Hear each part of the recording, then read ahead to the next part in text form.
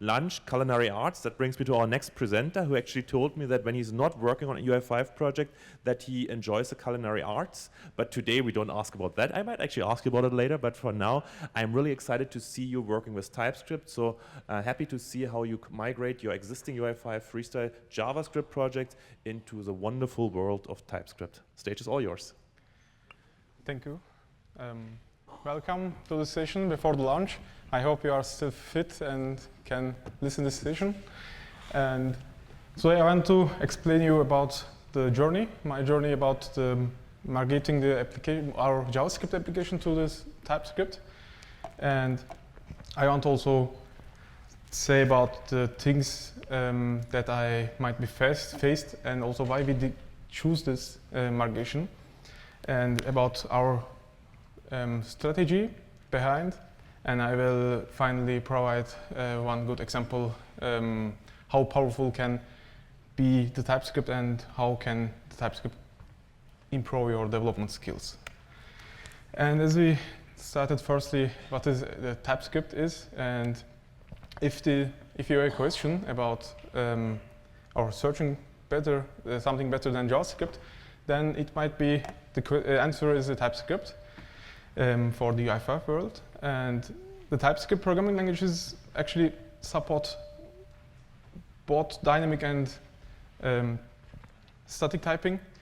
It provides classes, interfaces, inherent, and many other features. You can prevent cynic errors like missing parameters by call or the wrong type usage. And it becomes easier to refactor the code and without causing major disruptions.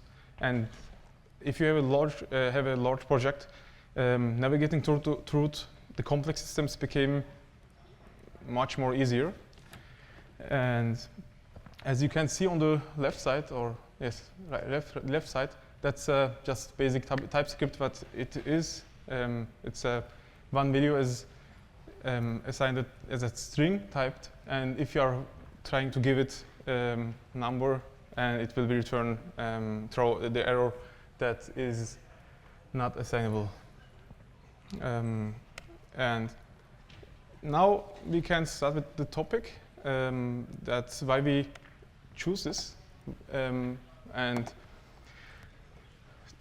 this question actually come from my manager, Marco, that he asked me, please convince me about the TypeScript because it will be cost time. And if we really needed this, this becomes on your needed, because if you have one application that you just don't improve that application, just couple changes on it or bug fixes, then maybe you don't really need to migrate your project to TypeScript because it's really not needed. But if you have one project that's still continuing to develop and adding all the time new features, like in our case, then that might be your option to start or continue with the TypeScript from that point. And in our projects, we have unique use cases and specific development requirements for large-scale, complex freestyle projects, and for different customers and the same applications. And on this project, there was constant demand for new features because it has significant change that make the code into spaghetti. And at the project grow, the maintenance, the maintenance of the code is also increased. Until last year, I was also solo developer in our UI5 projects in TGW company, and from last year, but we wanted to grow our team with more developers, and that's was also one point that we want to also find a better solution. And also, by the way, I want also improve the development structure or development processes on our company. There was also the Git solutions, the Git management and so on, and the TypeScript was one of them by improving actually. And these factors actually pushed us, or pushed me, to find the better solution for our needs. And as we can decide already to choose the TypeScript, that is now the point came that we have to find a good strategy to do it, because at the beginning I was not sure how or which place that I have to start. That is really was really a big topic for me, because we have actually, from my opinion, there's two directions that we can choose before we start. There's just only comment the files, like starting new project, and comment a couple things, and I will also explain you about these steps. I described a couple steps. It's also really good described in the below links from the TypeScript page of UI5. That the main thing that you have to pay attention, if you have an old application, that might be really hard for you, that you have to maybe upgrade your UI5 version 2 by this migration. Maybe it makes also sense, but it's cost also time that changing or upgrading that from the old app, that TypeScript version, UI5 version. And it's also recommended that you choose the TypeScript version with the same level of the UI5 version. That is the step that you have to check before you start it. And as we now assume that you don't need to upgrade UI5 version, and let's start the development. That's the first step will be for us. Actually, this is not really related to TypeScript, but converted code into more modern JavaScript. Syntax supported by the UI5 type definition files. This step is comment class definition from proprietary UI5 syntax to ES class syntax. As you can see already here, that's the JavaScript changed. That this here on the comment dependencies loading sub UI require to ES module syntax. Many of the JavaScript files is a typical UI5 application actually do not only require dependencies, but also provide a new class and then own. Often a controller, and it's in this case we turn it sub UI define to the class, and this is the first step that you have to begin. And the second thing is the most boring part for me, because that you have to ensure all method parameters and variables for TypeScript code explicit the type annotations. That is improving the code readability and helps catch the errors during the compile time. And at the beginning of the class definition, you have to declare all the member variables and the types of that. And if you have a private members of the class that you have to don't access from the other classes, that you have also all the things that you have to done at the beginning. And if you are using all the on the old project, like kind of function bind, that you have to also turn it to arrow functions that is also make a better fit in most cases, that scope. And if your code uses complex data structures or objects, define interfaces or type alias for then to improve the code clarity and type safety, it's more important. And it's in this point that you have to be care of the actually most that type conversation. And you can see like a just simple example here that is the arrow functions, and also that the private class inherits on inside of the class.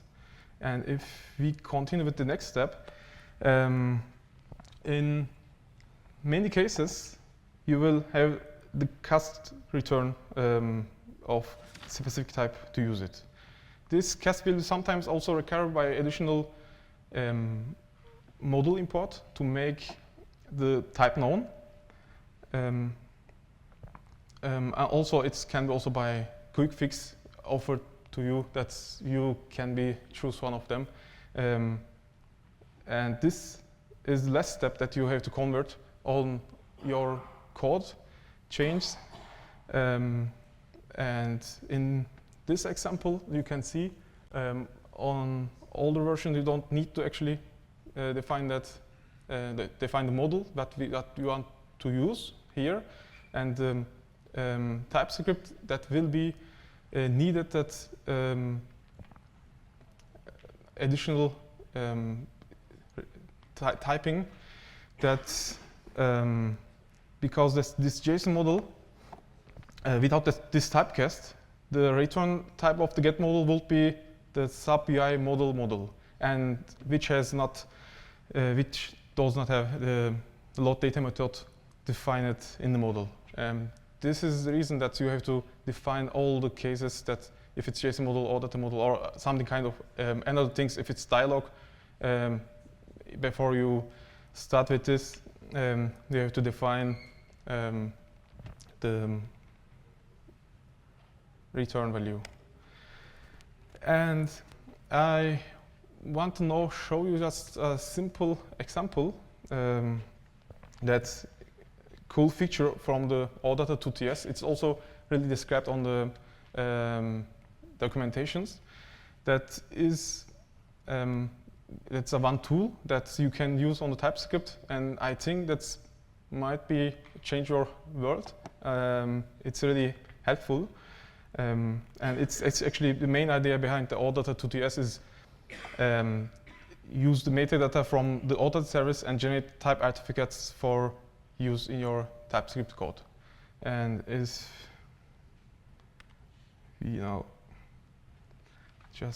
I create. Can you see it well, or I can? Okay.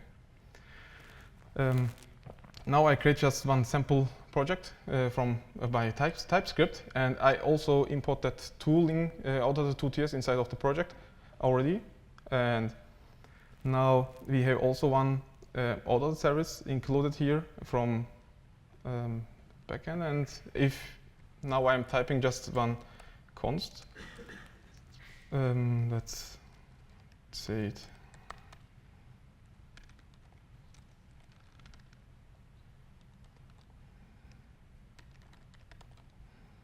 Default app param. And now we are giving our entity set on it. It will be app params, that is that one. Now that will be all for us. Now it's TypeScript is knowing which entity set did you choose with the OData2TS tool, and that's give you the opportunity to take see all the properties of that entity directly before you have to check that service on the backend side, and even all the type of that properties is also showing up. And if you have also the information about if it's K property or a regular one, and even you get also the information if the type, if the entity has not editable ones, and you can also change it with editable params. And as we can see here, there's also one quick fix because it's already throwing an error that's missing parameters there. And if you click on it, that will be listed all the needed properties directly inside of that area. And even if you can also directly see which properties has which typing, which type. And if you also,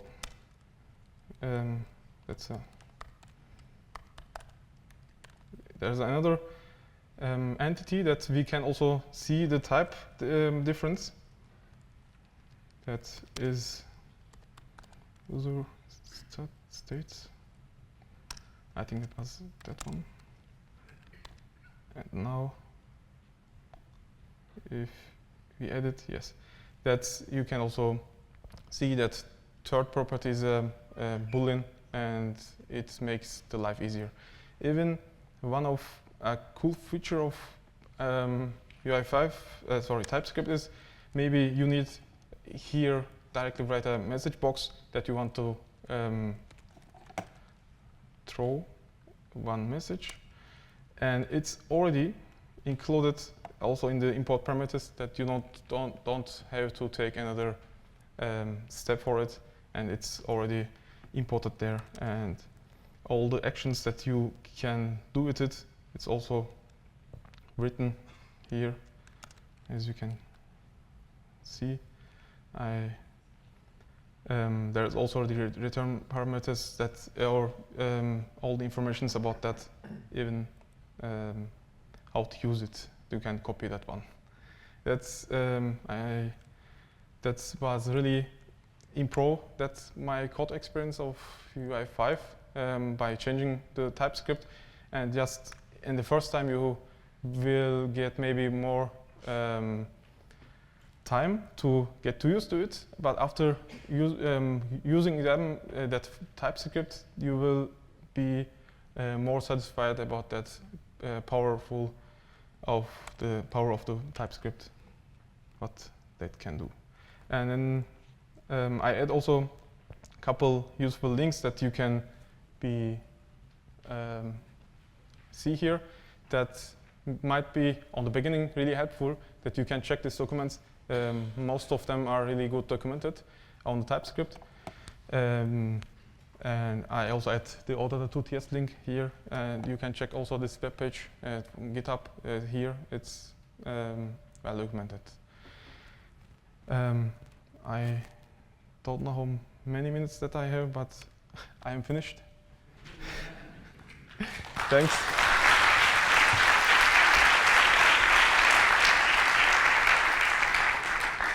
Thank you for your presentation. Any questions, ladies and gentlemen? Yes, number one over here. Oh, sorry. Thank you for the session and your insights. I want to ask you about the model you did show in the demo. Yes. Did you maybe also use the metadata file and the subcloud SDK for that? Because I'm using that in a backend application. Never saw that in a frontend application as a model, because that could be useful. Did you have some experience with that? No, actually, I don't have experience with cloud, but it should be described on the OData2TS documentation. If you can check this, probably you will get the answer, but I didn't use it. So in this case, you generated the model on your own? Yes. Okay, thanks. Any further question over there?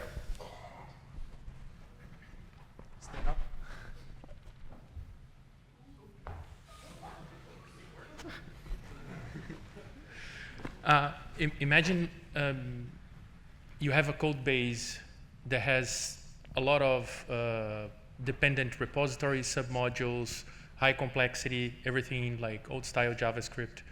Migrating to TypeScript, what would be your recommendation for something that is it has so many complex dependencies? Would you just put the TypeScript compiler there because it also compiles JavaScript, make it non-strict, and go refactoring it depending on where you touch? Or would you think it would be better like freeze development and then dedicate time for this kind of migration? Because going TypeScript depends a lot on the complexity of the code base and the size of it, and like even things that are not technical like team and things like this, you know, like. Yes, that is really depends on the complexity of what you are using, and I will prefer that it will be better actually that you freeze it and just really focus on the migrating all the things that you are using in the project, because there was a couple things that I also not knowing, because we have also custom controls in our application, and I was actually that was my thing that I didn't know actually about how to really use the TypeScript there, and that caused for me a couple errors, and that I have to face with it. It takes a little bit time for me to really make these steps, and I will also by complex systems be careful that you are not taking everything just directly, because then you can got a lot of errors in one time. That might be a nightmare. Is it okay if I make a follow-up one really quickly? Of course. Yes, thank you. And based on that, would you start with the internal dependencies and then go into the main controllers, or would you go main controllers and then smaller and apart dependencies? Yeah, actually, I started with the main controller, and probably starting with the basic, as it's with the main controller, will be also for easier, because then you get the overview of the application. Then you can add the other things by the side of that. Even if you don't have any kind of interaction with the TypeScript, that will be also might helpful for you to get into this world and check this actually. Thank you. Yep. Any further question? Before you throw, SAP is not liable for any damages, injuries, physically or psychologically, that may or may not caused by throwing the microphone. Now you can throw. Thank you. This makes me... I knew why I was saying that.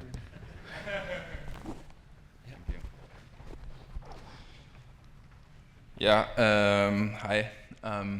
Is the idea from SAP or UI5, however, to make TypeScript the #1 language instead of JavaScript? Because when you look in the API, all samples are JavaScript, and when you start the Fiori Elements app, it is JavaScript, and when you look at standard apps, they are still developed in JavaScript. So you say we should use TypeScript, but yeah, that's the main question for this. I think the question is for SAP, not for me, but yeah. that's actually TypeScript is basically JavaScript just plus the types, and if you choose the TypeScript option, actually that's made everything is the same, because it's if you are build that app, it's also JavaScript actually at the end, because the browser cannot read the TypeScript, it's not compatible, and therefore actually you can say it's still JavaScript, but you have more features, more benefits by developing that application. That will be really improve your development, increase your development time and improve your development experience. That's actually the main point of the TypeScript changing. Do we have anybody from UI5 who wants to add something? Yeah. You can No? add something maybe? Okay, let me add one thing here. So what we actually did internally at SAP for the S4 development, you can still choose if you want to use JavaScript or TypeScript, but by now, whenever you create new application, you actually need to opt out if you don't want to use TypeScript. That means for us, it's a default. We make sure that all the newly generated projects use TypeScript from the beginning, because we believe that's the right way forward. That was a statement from Fiori Elements, UX engineering team.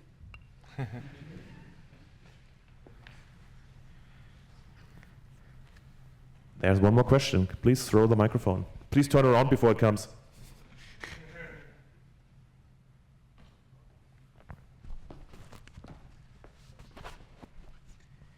Yeah, maybe it's the question not directly related to this session, but in general,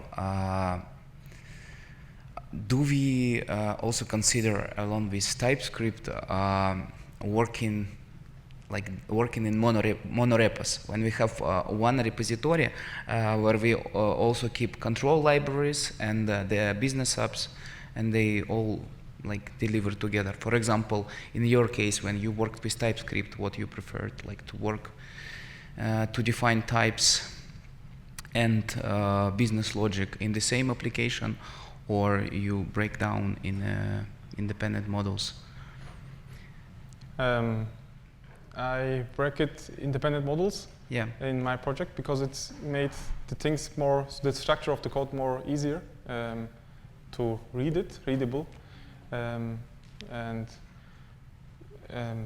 But you publish them as NPM package, or you just deploy them? I just deploy it, actually. Wait a second.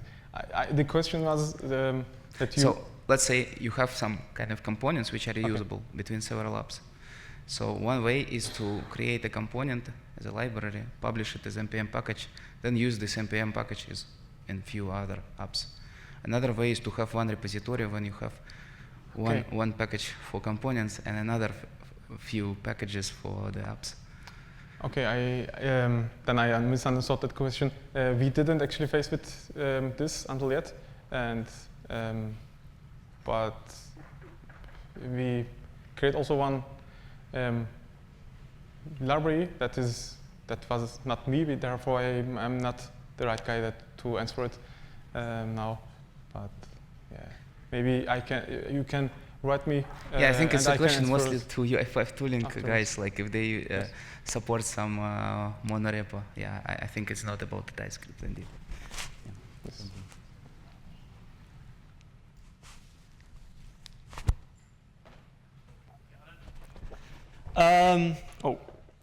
Are there any tools that help like convert an existing JavaScript project to TypeScript, or like any tools that make it more efficient than just doing it by hand?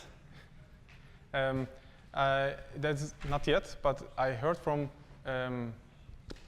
Andreas that is been coming up probably with the AI changing, because this kind of manual changes can be also done like you say automatically, because it's also really just like a copy paste that you have to check. And probably maybe you can hear next year about that solution that will be solved by AI. Perfect, thank you. I just want to quickly follow up on that one. During the development of the UI5 linter, they actually used a tool that converts the old JavaScript to TypeScript at runtime. And during the presentation at UI5 Ars Live, they mentioned it as one of the possible ways going forward to convert old code to new code dynamically. So if you're interested, you can take a look at the repo of the UI5 linter, and there is a custom converter there that can automate this.